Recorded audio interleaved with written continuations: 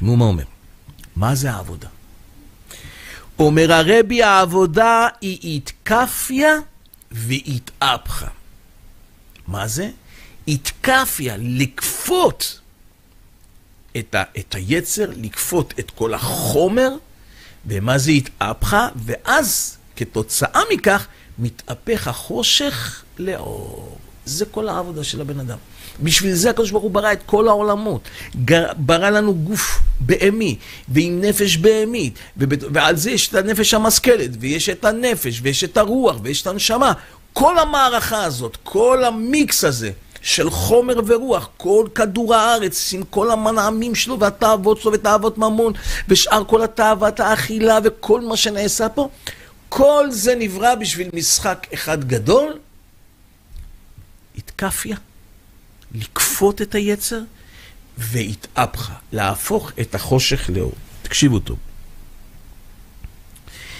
וזה מובא בזוהר. התקפיה סתרא אחרא הסתלק יקרא דקודשה ברכו בכל עלמין. תקשיבו טוב.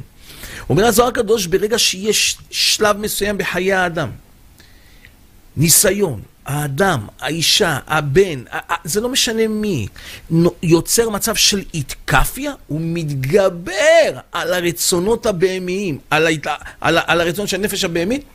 אומר הקדוש ברוך הוא מאיר בכל העולמות כולם.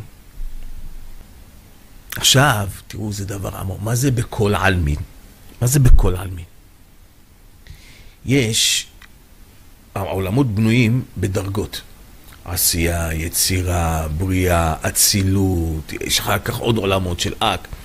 כל המערכת הזאת היא בנויה בצורה כזאת שיש לה אור פנימי ואור מקיף. הקדוש ברוך הוא נקרא ממלא כל העלמין, הוא ממלא את כל העלמין, כמו שהנשמה עכשיו ממלא את כל העלמין. מה זה כל העלמין? זה הגוף.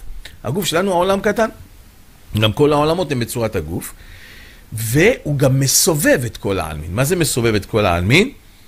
אומר הרבי, ממלא כל העלמין זה כל עולם בדרגה שלו, בכמות אור שלו, בעוצמות שלו, יתפוצץ העולם. שלא יהיה ריבוי אור ושבירת כלים. אבל הוא אומר, במסובב כל העלמין, מה שהאור המקיף עוטף את כל העולמות, אומר הרבי, זה בשווה. אין חילוקים באור. אומר הרבי, כשהאדם מתגבר על היצר, כשבן מגיע למצב שיש לו ניסיון והוא צריך לקפות, והוא משבר את הקליפה, הוא הופך חושך לאור, הוא מושך לעולם הזה אור מסובב כל עלמין, מהאין סוף ברוך הוא. אתם שומעים מה הולך פה? לא מושך מהאצילות, לא מהבריאה, לא מהיצירה, הוא מושך אור עצום על עצמו, על הסובבים אותו, ועל כדור הארץ כולו, מהמסובב כל עלמין.